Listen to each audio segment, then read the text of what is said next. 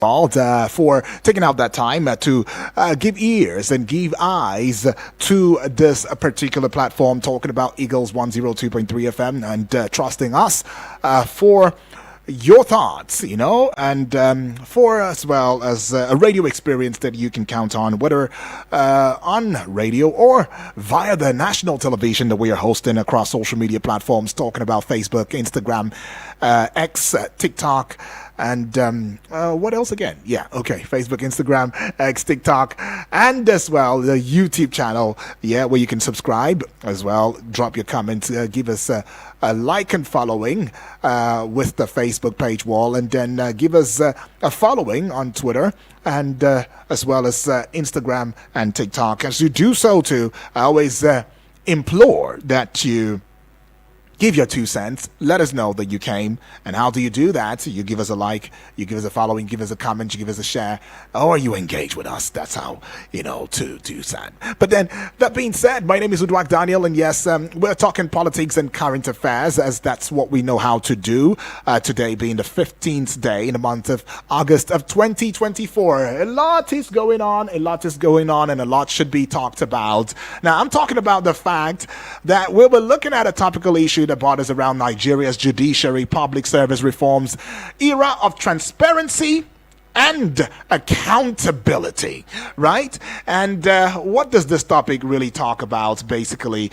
Now, we are looking at the fact that Nigeria has recently witnessed significant development in its judiciary and public service sectors. I mean, these developments are aimed at promoting transparency, promoting accountability, and improved welfare for workers. President Bola Tinubu's approval of a 300% salary increase for judicial officers, the signing of the Judicial Office Holder Salaries and Allowances Bill into law, and the clarification of senators' salaries and allowances by the Revenue Mobilization Allocation and Fiscal Commission, RMAFC, are some of the key events that is shaping this new era. However, these reforms have sparked, both optimism and concerns among Nigerians, raising essential questions about their implications and expectations. Now, in line with this, it is also very, very poignant to look at, some of these stories intrinsically, right? And let's see this one right there. The first one, of course, where the president approves 300% salary increase for judicial officers. President signs the Judicial Office Holder Salaries and Allowances into law, rather. And the bill is prescribing salaries, allowances, and fringe benefits for judicial officers. Now, the Chief Justice of Nigeria will receive an annual salary of 64 million naira, while other judicial officers will receive varying amounts. Now, the RMAFC, right? The Revenue Mobilization Allocation and Fiscal Commission right there is clarifying the salaries and allowances of Nigerian senators. They've said that each senator receives a monthly salary and allowance of 1,063,860 naira. Now, this amount includes basic salary, motor vehicle fueling and maintenance, personal assistance, domestic staff, entertainment, utilities, newspapers, wardrobe, house maintenance, and constituency allowance, right? And the commission also emphasizes that some allowances are regular, while others are non-regular, right? And we've also seen reactions in this light from the Trade Union Congress, the TUC, welcoming the salary increment for judicial officers. The civil society organizations have also described the development as welcome but discriminatory. And the Attorney General of the Federation and Minister of Justice, had also praised the ascent as historic. But there are also some concerns just when we slept and wake up. In fact, the good book says while men sleep, there is a lot of activities that goes down or goes on. So we woke up to at some news headlines that border around the debunking of what the RMAFC had come out to saying was the salaries of a Nigerian senator, an individual Nigerian senator, where they pegged it at 1 million at 63,800 and something naira. Yeah, taking you back in time. It appears that Shehu Sani, who was a former senator representing Kaduna Central, had revealed in the year 2018, March precisely, in an interview that he and his colleagues received 13.5 million naira monthly as running cost, in addition to their 700,000 naira monthly consolidated salary and allowances. However, the RMAFC, that's talking about the Revenue Mobilization Allocation and Fiscal Commission, later refuted this recently, stating that senators receive a monthly salary of 1,063,860 naira. Let me say that again: 1,063,000 naira. 860 naira and other allowances, but not 13.5 million naira. Well then, while we were still trying to wrap our heads around that, we saw yet another lawmaker somewhere in Kano State who mentioned receiving 21 million naira monthly, according to an article where a Kano lawmaker revealed that they received 21 million naira monthly as take-home pay. However, it's important to note that this claim has not been verified, and the Revenue Mobilization Allocation and Fiscal Commission (RMAFC) has not even confirmed this amount. And it also seems as though there is a mumming, right? A quieting that is going on with the National Assembly at this point in time, because nobody has really come out to saying, oh no, that's not true, or yes, that's true, and all of that. And Nigerians are already asking those very questions because the RMAFC had provided a breakdown of senators' earnings, which includes basic salaries of 168,000 naira, thereabouts, 168,866 naira, 70 kobo, right? And motor vehicle fueling and maintenance allowance, 126,650 naira. Personal assistance, 42,216 naira, 66 kobo. And domestic staff, 126,650 naira. Entertainment, 50,660 naira. Utilities, 50,660 naira. Newspaper, periodicals, 25,330 naira. Wardrobe, 42,260 naira. And house maintenance, 8,443 naira. Constituency allowance, 422,166 naira. All right, so if you put all of that together, the total of these allowances would be 1,063,860 naira, which is currently, according to the RMAFC, a confirmed figure of how much each senator earns. Who's with me to have this conversation this morning? As you well know that I always love to have a very, very astute and very sound-minded, guest to represent and talk, to us along these lines of any topical issue that we bring aboard to a discourse. And that would be a guest in the person of Dr. Austin Maho. Just to also let you in on the fact that Dr. Austin Maho is a lecturer and a public affairs commentator, publisher, Daybreak newspaper. Is going to be adding his voice, in the discourse this morning. But while we are yet connected, okay, well, I guess we're connected already. Hello and good morning to you, Dr. Austin Maho. It's a pleasure to hear from you, Daniel. That's right. Thank you. Far too kind for obliging at this point in time, Doctor. There's let's start with the judicial, officers. 300% increment. 300% increment for judicial office holders' salaries and allowances bill, which of course has been signed into a law by Mr. President. And in fact, we've seen the TUC come out to saying that, they are lauding this. This is something so good. The trade union welcoming it as a welcome development, as an increment for judicial officers. Civil society organizations too have described it as, welcoming, but quite discriminatory, right? And this means that the Attorney General of the Federation and Minister of Justice would indeed be earning, about Okay, not the attorney now. I'm talking about the office holders. If you look at it from a yearly perspective, it'll be around 64 million naira. 64 million naira. That being said, it has also, in a report just recently, by the way, we have seen where it was said that just in 2023 alone, the highest corrupt aspect of governance is judiciary. Do we see any lights at the end of this tunnel with regards the foregoings futuristic from now henceforth from this judiciary?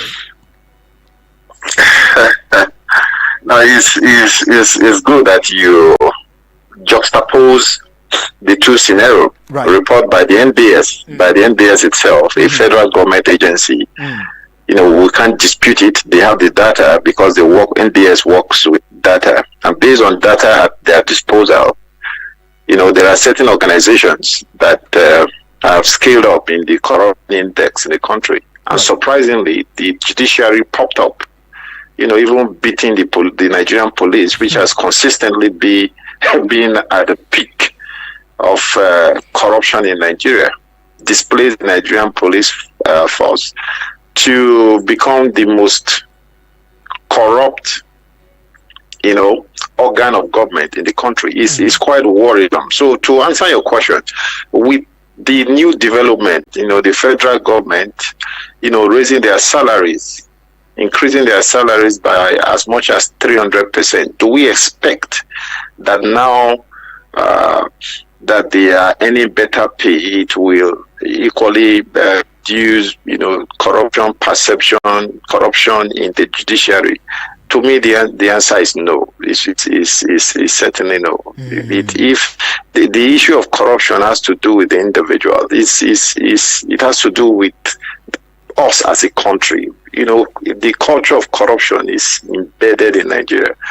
If you are corrupt, you are corrupt. You don't say it's because your salary is low. It forces you to, start perpetrating acts of corruption in order to be able to meet up with your bills. It doesn't work that way. And the judiciary, the issue of the judiciary is particularly concerning because the judiciary they are the ones constitutionally empowered to adjudicate over dispute. And traitor, he allows that power he holds to settle dispute to be influenced by pecuniary benefit. Is a big problem for the country, and that is why we should look at the integrity of people occupying the bench in Nigeria. It has to do with people who are employed either as workers, draftsmen, judges, lawyers in the judiciary. Is the integrity that matters. Somebody who is not satisfied with what he is earning, it doesn't mean that when they increase your salary, you are going to stop perpetrating, acts of corruption if it is only part of you. So, to me, however, having said all this, I will equally agree that, look, the attempt to boost the morale of judicial officers by increasing their salaries is obviously a welcome development, because we do know that the take-home pay of an average Nigerian worker these days cannot actually take him home. This is nothing. The increase in minimum wage is just a trickle in an ocean of white. But for me, you don't attempt. I'm seeing the issue now as a double-edged sword, because I've said it's a welcome development. But however, you don't, in an attempt to solve a problem, let it not be that you are creating another problem. Right. When you single out, like the government has done, the judiciary and increase their salary by as much as 300%, don't you think that it will lead to agitation in other sectors of the public service? Because no matter how you look at the role the judiciary plays, in, peace and harmony, in adjudicating, dishing out justice to aggrieved. And like we always say, the judiciary is the last hope of the common man. Everybody employed, every sector of the Nigerian economy, of the polity, has an important role to play in keeping the wheel. We are not the only ones that should be entitled to a humongous salary in this instance. Right. All sectors should be appropriately taken care of, and it includes those that have been agitating since 2009. Those in tertiary institutions, especially ASU and Co. What I'm saying here is that when you want to implement a wage review, it should be comprehensive, it should be holistic. You don't single out one sector and implement a wage increase. You should run across board so that others don't start agitation, because they are now armed with an excuse to say, look, if you have the funds to do it for the judiciary, you should equally do it for us. Talking about having the funds to do it for the judiciary and equally doing it for us, there is yet another aspect, to this, which borders on financial burden, that the nation Nigeria is carrying for quite some time, and that would be around the issue that borders on the RMAFC. For some reason that we do not even have understanding to, thought it wise and thought it worth the while to come aboard and tell Nigerians how much each senator earns, and they had pegged it to 1,663,860 naira as the amount that borders on the basic salary, motor vehicle fueling, maintenance, personal assistance, quite a number of other fringe benefits in the sum of money. However, when we go back in time in 2018 and look at what one senator at the time, Shehu Sani, had said, who was a senator representing Kaduna Central, revealing that in 2018 in an interview that his colleagues and himself received 13.5 million naira monthly as running cost in addition to their 700,000 naira monthly consolidated salary and allowances. It makes us want to ask ourselves, who now is telling us the truth? Because we still find, yet recently, we find a Kano lawmaker who mentioned receiving 21 million naira monthly. And according to what we saw, a Kano lawmaker had revealed that he had received 21 million naira monthly as take-home pay. However, it is also important to note that this claim has not been verified just yet, and the Revenue Mobilization Allocation and Fiscal Commission, RMAFC, has not even confirmed this amount. And the Senate as well as a whole, the National Assembly, is murmurous. What goes in your mind? It is a conundrum, isn't it? The person who says this is what I am earning cannot be lying. Right. The one that says this is what I am being paid, what is approved, what the Revenue Mobilization and Fiscal Commission is actually saying is actually saying from his statement, from my understanding, is that this is the approved pay. Okay. Because all revenues must be approved by the Revenue Mobilization and Fiscal Committee. They determines the emolument of civil servants, political office holders across board. Is their responsibility. They do that. So if they are saying this is the amount, 1 point something million, it means that is the approved amount by the commission for each senator to be earning. Right. That's the approved amount, and that could actually be what they are receiving based on the approved amount. However, we know that over time, the members of the National Assembly, senators, House of Rep members, they have a way of padding up their emolument, total emolument at the end of the month through the insertion of frivolous allowances. And at the end of the day, you may find out that he's actually earning that 1 point 3 million at the end of the month approved, but his allowances for furniture, for cars, hardship allowance, sitting allowance, tea allowance, newspaper allowance, and allowances he receives on behalf of his legislative aides and all that runs into millions of naira. And that is where, as Nigerians, we should beam searchlight. I've read reports whereby the newspaper allowance alone of an average Nigerian senator runs to almost $500 million in a month, which is almost half of what he's earning as salaries. And we all know that hardly any of them buy newspaper to that tune amount of money. So all this frivolous allowance that has been built into their take-home pay by the leadership of the National Assembly is what we should look at, both item by item. So when you now have disparity in figures, we should be able to identify where it's coming from. And obviously it's coming from the allowances of these senators, House of Rep members.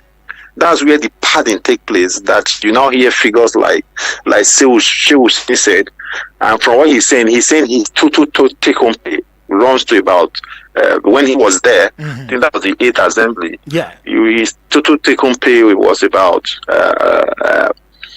13 million plus. Yeah. And you had a senator, a serving senator, who said, well, if the revenue mobilization and fiscal commission is saying what we are entitled to is 1.3 million. Well, me, I'm currently taking over 21 million home. Right. So it's actually the total take-home pay, which is at variance with what is approved as emolument for these senators. And don't forget, these guys, they may not by law, they may not be able to fix their salaries, but no one can dispute the fact that they have the leverage, the elbow room, the wherewithal to be able to determine their allowances.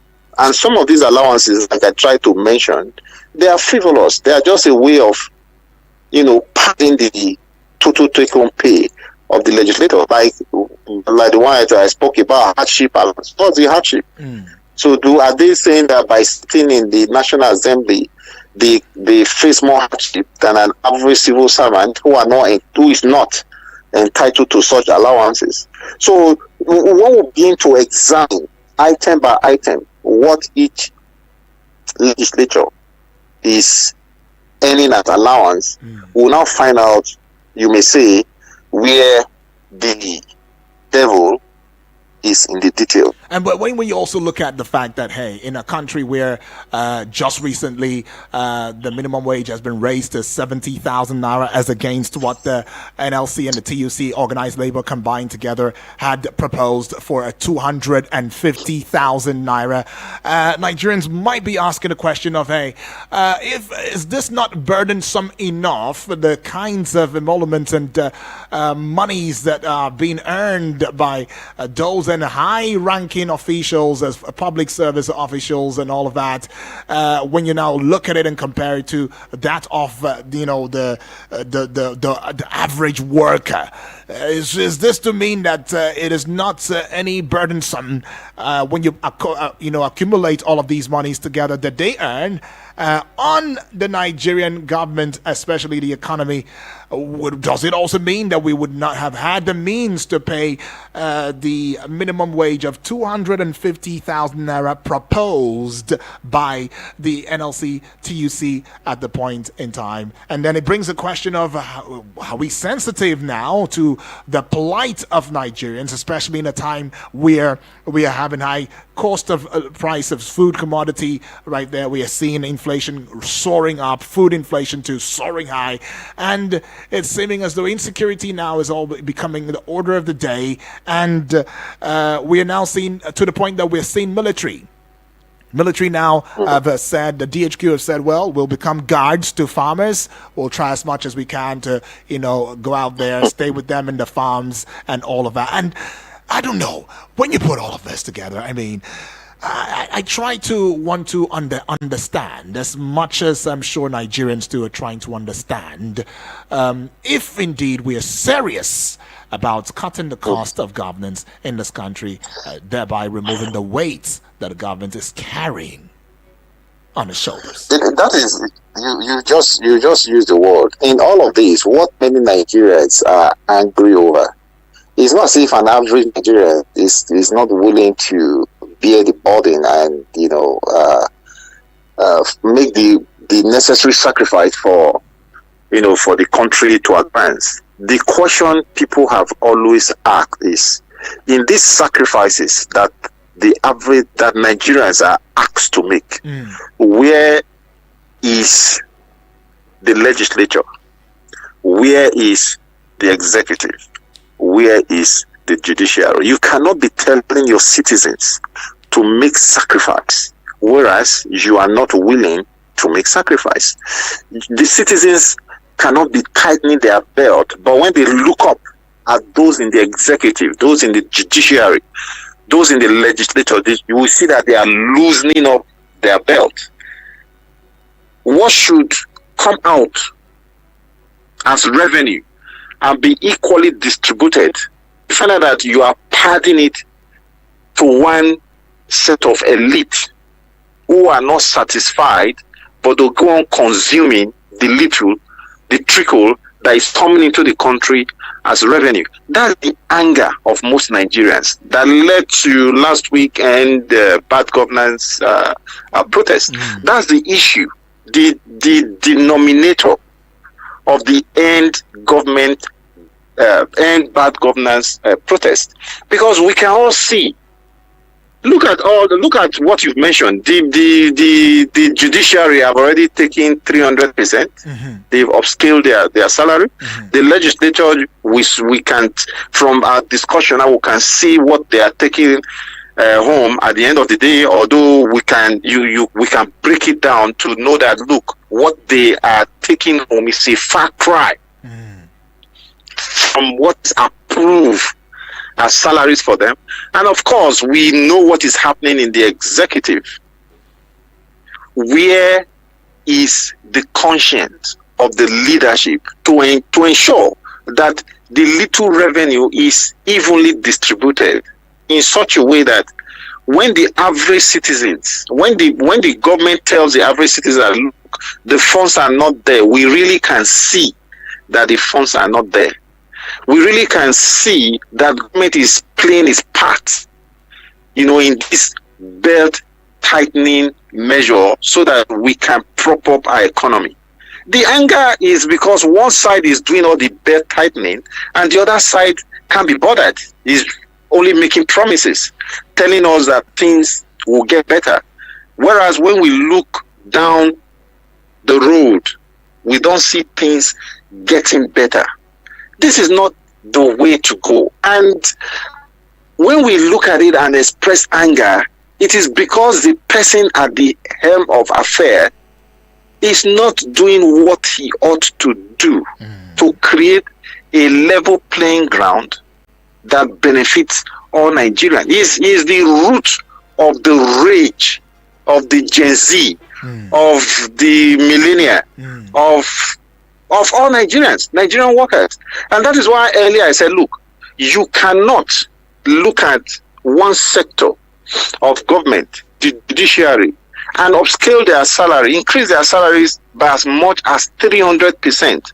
And you expect that somebody in the university system, you expect that somebody in maybe labor, transport, other sectors of the economy not to express anger and want to insist that the new minimum wage, which is just about 130% increase from the initial minimum wage, you need to equally upgrade mine to that level.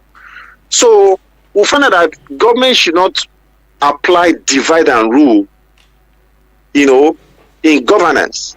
it amounts to chasing shadows in an attempt to solve our national problem. Okay. Solving our problem, government must be able to display sincerity, look at the problem holistically, play its own part, and allow citizens to play their own part. Nigeria belongs to all of us. It doesn't belong to the judiciary. It doesn't belong to the legislature. It doesn't belong to the executive. We are all Nigerians, and we should create an atmosphere that allows everybody to thrive equally. All right.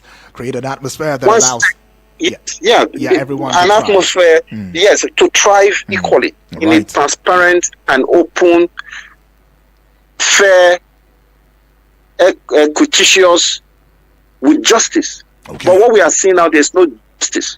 Right. There's no equity. There's no fairness in the distribution of the national cake. All right, I'll put it back to your thoughts right now as we just go pay some bills. We'll be right back in a short break. And when we come back, of course, we will time for us to get to hear from other family members and have your 2 cents to which of these, concerns you the most. This is Eagles 102.3 FM, Abuja. It is Eagles Outlook, the political and current affairs prog show on this very platform. We'll be right back. Eagles 102.3 Abuja. Attention, educators and leaders. Enhance your professional development and leadership skills today at the 2024 IELPN International Conference. The Institute of Educational Leadership Practitioners of Nigeria presents the IELPN International Conference and call for papers. Theme: Revolutionizing Education, Harnessing Innovative Pedagogies and Leadership for the 21st Century Students. Date: August 14th and 15th, 2024 at the National Universities Commission Auditorium, Maitama District, Abuja, FCT. Time: 10 a.m. daily. Conference registration fees: students 15,000 naira, members 30,000 naira, non-members 40,000 naira, corporate members 150,000 naira. Virtual participation just 15,000 naira. Join us for an inspiring event with keynote speeches, interactive workshops, roundtable discussions, and gain cutting-edge insights from top educational leaders. Special guest, Professor Paulinos Chijoke Okweli, Executive Secretary of the National Commission for Colleges of Education. For more information and registration, visit www.ielpn.org.ng. Email ielpnmembership@gmail.com. Contact us at 080-2222-5781 or 080-6630-6872. Don't miss out on this transformative experience. Network with peers and leaders in this education sector. And most of all, be a certified educational leader and change the world. Announcers, Registrar, CEO, Dr. Mrs. Olufumilayo Olusa. Chairman, Organizing Committee, Mr. Rotimi Jiboku. Eagles 102.3 Abuja. Welcome to Feminism Friday, where every Friday is a celebration of gender equality and empowerment. Tune in to Eagles FM 102.3 from 11 a.m. to 12 noon on Friday for inspiring talks on gender roles, women's rights, and inclusivity. Join us for inspiring conversations, insightful discussions, and the best part is that you get to contribute and be part of the program. The show will spotlight the champions of feminism and offering actionable steps for a just and equitable Nigeria. Feminism Lab, where your voice makes a difference. Take action with us now. The program is a production of Feminism Lab, sponsored by Friedrich Ebert Stiftung, Nigeria. Eagles 102.3 Abuja.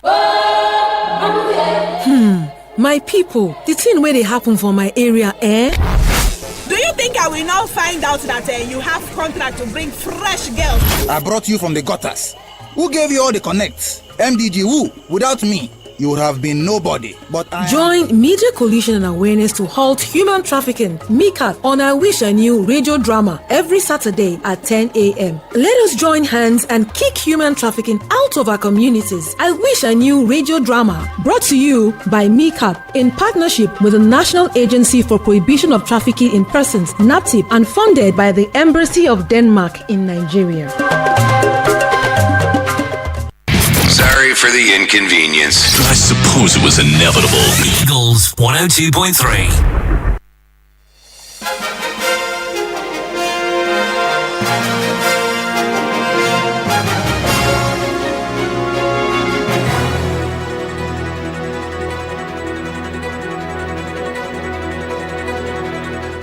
Glad to have you back on the Prog Show. Eagles Outlook, where we talk politics and current affairs. And I always love to say that the power is in the people, and politics is what we address. We've been looking at Nigeria's judiciary, public service reforms, era of transparency and accountability. And yes, our guest has been in the person of Dr. Austin Maho. He's a lecturer of public affairs, commentator, publisher, Daybreak Nigeria newspaper. And yes, this would also be the time for you to bring your 2 cents in on this one. Let us know your thoughts and what you might think would be the way forward in view of all of these things, especially when we look at the financial burden that all of these may indeed incur for our dear country Nigeria, as we try to wriggle our ways out of the quagmire that we find ourselves economically, and as well as in the place of debt management, for Nigeria. Number to call would be 0907-353-0044 or 0908-766-8888, and the WhatsApp portal number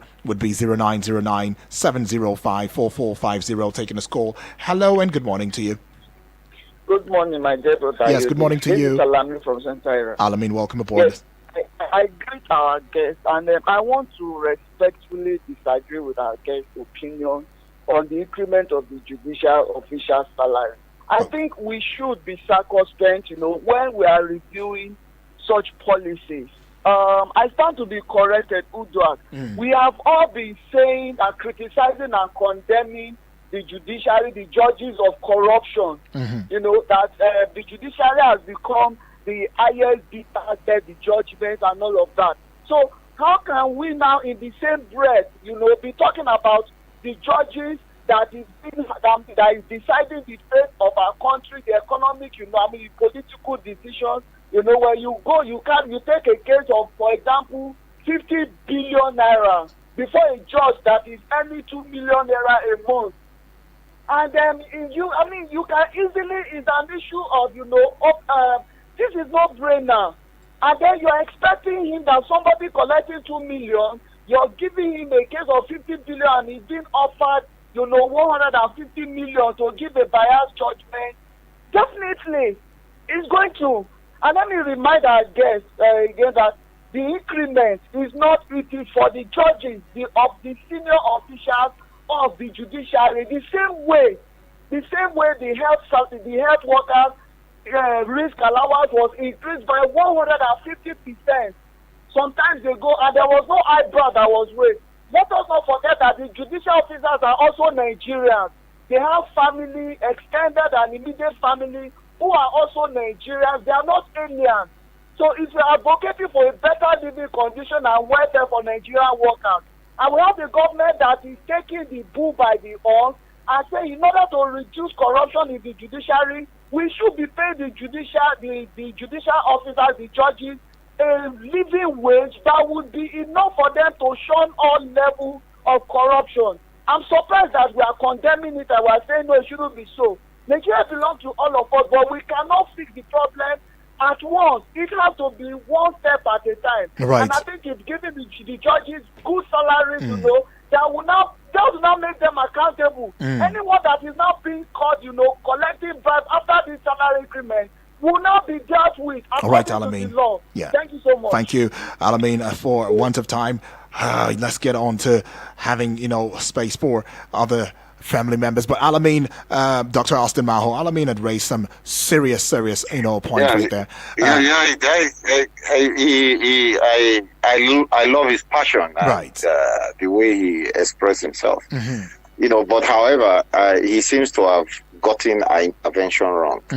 The question you asked specifically was, will this curb corruption in the judiciary? Exactly. With the increase in salary, curb corruption in the judiciary? And my simple answer was no, it will not. Okay. That if you are corrupt, you are corrupt. You don't increase a man's salary on the basis that he's corrupt, and that will stop him from being corrupt. The job of being a judge, as a country, we should go and learn what it means for you to be a judge, for you to be an arbiter. Somebody that delivers judgment. You are like a god. You should be above board in all ramifications. Even if you bring somebody that is corrupt into a system, you don't, because you are paying him more, will make that person not to be corrupt any longer. So my take is I still stand by what I said. Paying the judicial workers more will not remove corruption from the system. What we should be doing, in effect, is ensuring that those who find themselves there as judges, magistrates in the appeal court, in our Supreme Court, they are men who, like Caesar's wife, are above board in all ramifications.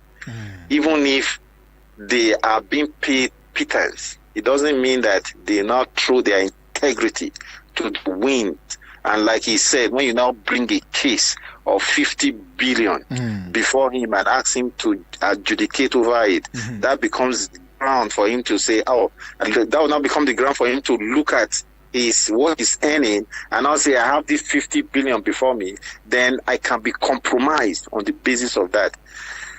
However, I'm not saying that there are still men of integrity in the judiciary who will not compromise under any circumstances, who will deliver judgment to the spirit and letter of the law. There are men, many of them are like that. It's just unfortunately, our basis of discussion was the NBS report, which seems to, paint the entire judiciary as corrupt. Right. But however, that is not a true reflection of the discussion. Where we just look, there are men of integrity still in the judiciary, but many of them are corrupt. And I don't believe that a 300% increase in salary will make any difference. Somebody who is corrupt is a corrupt person. Let me come from the place where I don't know if you've heard this expression before. They say if you want to safeguard your things, your valuables, give it to someone he's a thief already. Tell a thief, take this money, keep it for me. That money, you will find it, because a thief would not want to dip his hands into that one. Then now he knows that it is with him or it is with her, right? Now, I'm still saying this based, against the backdrop of what Alamin had said. He had said that, look, maybe that is what might be happening at this point in time, where he says, look, from now henceforth, that you have increased 300%. Anyone who now is found wanting, then we will now know that such a person, has never had the best interest of Nigeria. Do you agree with that? No. So, no. We see, Daniel. We are intelligent people. We have laws. The question, if Al-Ami is coming from that angle, what I will now ask is, does that excuse what has been happening in the past? Those that have been corrupt before, perpetrating acts of corruption within the judiciary, do we now say, okay, you are forgiven? Okay, what you were doing it because your salary was too low, so you are excused for doing it. Right. What I'm saying in effect is that, look, if if somebody is found to be corrupt, whether you don't give reason for breaking the law. If you break the law, you go for it. You don't say because I broke the law, I became corrupt, or I took bribe in order to augment my salary. It doesn't work that way. We live in a society, or we ought to live in a society guided by rule and regulation. Right. We live under the rule of law. If you break the law, you go in for it. There's no excuse. All right, let's put it back to your in thoughts. a situation whereby we seem to be giving excuses, as it is now, for corruption within the judiciary, it's not supposed to be so. Okay, let's put it back to your thoughts and take this call right now. Hello and good morning. Good morning. Yes, please. Good morning to you. Thank you for the good job. And Right. I also appreciate your guest over there. Right. The issue Is this Moses? is Moses. All right, Moses. right. All right. Talk to us. I 100%, I say 100% agree with your guest over there. The system entirely is corrupt. Increasing the judge's salary will not settle this case on the ground. Even though we have the faithful people among them, we have. The issue is, and the secret behind it is, the one that will stand that has the fear of God. When there is no fear of God in the life of some of these judges, if you like, give them whatever you increase, they will still remain who they are, because the corruption has been a system that has become a nature. The money that someone will pay them is even more than their salary that was increased to settle up a case. So when you find yourself in a system, there are people that will help your nature to corrupt the system. Did you know that there are cases, their life is even living on danger? They will bring on money and say, if you don't rule this case like this, your life is under danger. Then what will you do in this option? So the issue of judge is life and death. And the issue behind it is that if you want integrity and faithfulness and fairness, that judge should be the person that has the fear of God. The fear of God. Forget about to say increase their salary. Increase their salaries will not settle most of this case. All right. Because it's a challenge already on the ground and it's a system. Thank you, God bless. Thank you so much, Moses, for that one. Well, Dr. Maho, let me bring, something, to your eardrums. Now, this will be the place where former President Olusegun Obasanjo, and this is where you would add your voice in as well, see how we can call it a wrap on the Prog Show this morning. Former President Olusegun Obasanjo has continually attacked the institution of the National Assembly. At every point, in time, given the opportunity, he has, however, been very consistent in focusing on the opaque and less than accountable finance of the legislature, especially what the public regard as the bogus salaries and allowances of members of the House of Representatives and Senator. In fact, over the weekend, the ex-president had played host to some members of the Green Chamber in his residence in Abeokuta, the capital of Ogun State. Obasanjo, while addressing these members, had criticized the legislatures for fixing their salaries and allowances at will instead of allowing the Revenue Allocation, Mobilization Allocation and Fiscal Commission, RMAFC, that is saddled with that constitutional power to fully carry out the function to do their job. In fact, the way he puts it, he said, with due respect, you are not supposed to fix your salaries and allowances yourself. You know that is not right. It is supposed to be done by the RMAFC. You decide what you will give yourself. Newspaper allowance, pant allowance, shit allowance, and all. You give yourselves all sorts of names, and you know it's not right. It isn't right. It is not right for me to declare and determine what I pay myself. You know it. In fact, it keeps talking about it and says it is immoral. Saying it to their faces. It is not right. Not behind. But in a swift response from this drag, we have seen the Senate counter, Obasanjo describing allegations that senators fix their own salaries and allowances as uncharitable and satanic.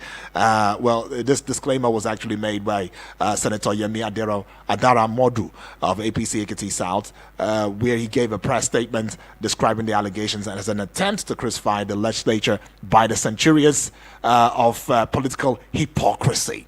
I mean, these are strong words that has been bantered out there, very strong words. But then Adding to that, let me take two messages, then you put a cap, to the discourse. I see the phone lines buzzing, but we should just try and see how we can get everybody aboard. This one says, please, I want to ask, how do we go about scrapping one of these houses?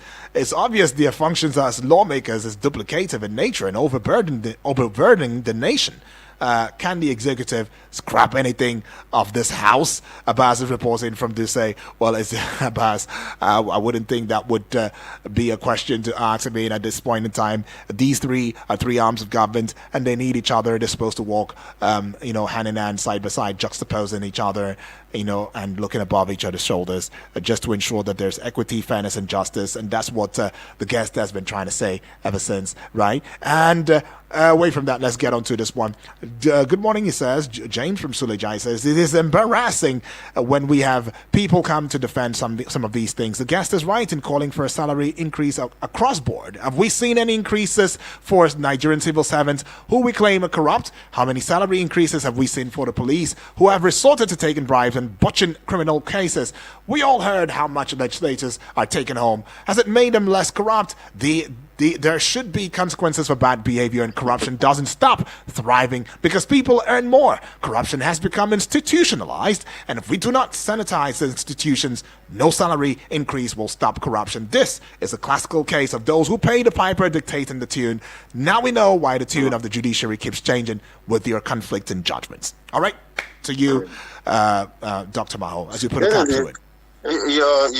Your last message is more like a rap, right? To the whole segment, okay? Because he laid it out better than I could have. The judiciary, those who do the real hard work of defending this country, the police, the military. How much are you paying them? Are you equally saying that if the judicial workers, the judges, are entitled to a 300% increase, those who do the real hard work of defending the country, of giving us security, they don't deserve that their salaries equally be increased? Then on the part of the legislature, the National Assembly, if they are arguing with Obasanjo that whatever, with those strong words that were used, then there should be full disclosure of what they earn. I would have expected them to say, this is what, let's put the record straight. Right. This is what we earn. For transparency and accountability sake. Have access to it and see it. Yes, but you are calling somebody names, but you have not been able to answer the critical question put before you to say this is what it is. It is not what Sheikh Husani said. It is not what the Revenue Mobilization and Fiscal Commission is saying, or it's not what the senator from Kano is saying. This is what it is. If we hear from them directly, we will believe them and take it home as the truth. But in a situation whereby you are diverting attention from the real issue and neglecting the questions that have been raised, it means you are hiding something. And Nigerians need to know, we are the taxpayers. It's our money that is being used to sustain you. As a member of the National Assembly, I have a right to know as a Nigerian what is your take-home pay. Right. So it's about time they let us know. All right, thank you. Instead of this obfuscation of fact. All right. Thank you, Ken. Thank you so much, Dr. Austin Maho. You are a lecturer, public affairs commentator, publisher, Daybreak newspaper, Nigerian newspaper. I appreciate your time with us, and we look forward to more conversation with you in the coming days. Thank you, Daniel. Right. Do have a nice day. You too. Great. And yes to you, James, and to you, Abbas, and to you, Moses, each and every one of you, especially you still trying to put your voice in here. I want to say a big thank you to you, but we cannot go any further because time is not on our side. Tomorrow is yet another day. It will be a cat folder week. A Friday, of course, it will be. You don't want to miss out tomorrow. My name is Udwak Daniel. Have a lovely day ahead. Eagles 102.3 Abuja. This is Eagles 102.3.